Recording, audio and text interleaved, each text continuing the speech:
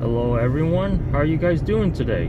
What we're going to be doing in this video today is we're going to be talking about the new 2020 Chevy Silverado Heavy Duty 2500. Now, this truck was recently unveiled at the LA Auto Show. However, there weren't too many details exposed about it. Therefore, in this video, we're just going to talk about mostly about the design, but also include a little bit of the specs as well in regards to what we know. Because that the specs, we don't have the full list of what they are, we're going to talk about a few things here and there. Let's start off with the powertrain, because you have two different engine choices: the 6.6 liter V8, which is the gas engine, then you also have the Duramax diesel V8. However, the amount of liters within that diesel engine hasn't been announced yet, but what we do know as of right now is it's going to be paired with an Allison 10-speed transmission, and it'll put out about 910 pound-feet of torque. Looking at the forms online, apparently that's slightly smaller than what you would find in a Ford Super Duty, for example. That's all I got for the specs as of right now, but obviously as the months go by, we're going to get additional information. So let's focus more on the design aspects for today.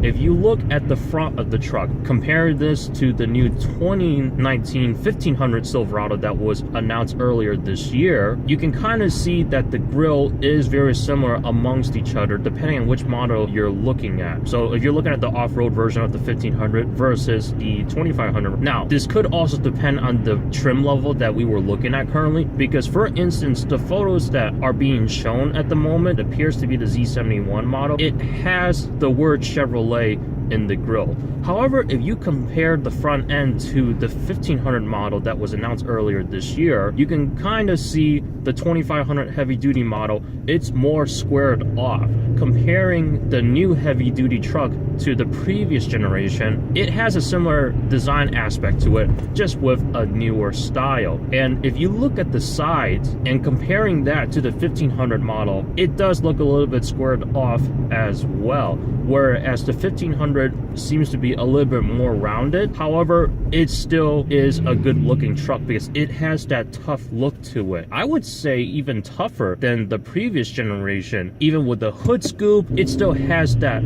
tough look to it. And the wheels do look similar compared to the previous generation. Then again, that's the style wheels you would normally get on a Chevy diesel truck nowadays. And if you take a look at the back of the truck, you see that you had some side steps on the back bumper, but they're actually set at about the height level as someone's thigh. For someone that's like about 6 feet tall, you should be able to utilize that no problem, whether you're trying to get onto the bed of your truck from the left or right side, or directly from the back in the middle of the bumper. Overall, I do appreciate the new design of the heavy duty truck. Not only does it kind of remind me of the previous generation, which I thought the previous generation looked good no matter what, and then when you start putting some modifications on it, you know, off-road tires, custom bumpers, blackout Chevy bow tie emblems, it looks killer. It's a good looking vehicle. And you'll notice that certain design aspects of the new heavy duty truck is kind of unique and separated from the 1500 truck.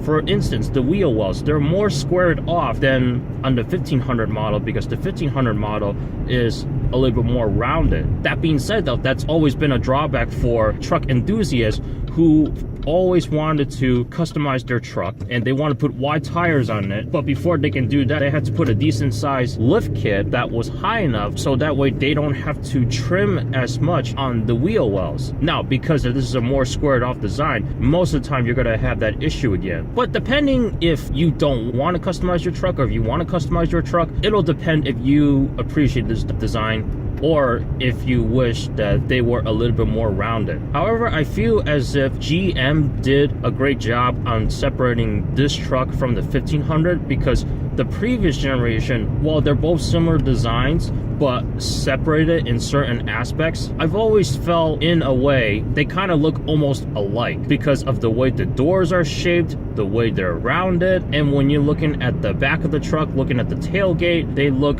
about the same. This time, I think they did a better job at separating the two trucks, so you know for sure that this is a heavy duty model, this is a half-ton model. because with the previous generation, they pretty much looked almost the same. Now, that's all I got in regards to design. That's my opinion of it. What do you guys think of the new look? Do you like it, hate it? Feel free to leave your thoughts in the comments below. I'm curious to see what kind of numbers it's going to put out, but unfortunately, we don't have that information at the moment. We should be expecting that within a few months from now, but there's no ETA on that. But what do you predict that the numbers will be? Feel free to share those thoughts as well. If you guys like this video, feel free to give it a thumbs up. And if you want to see more videos like this, feel free to hit that subscribe button. All my social media links will be in the description below. Thank you so much for watching. I will see you guys in the next one. Take care, everybody.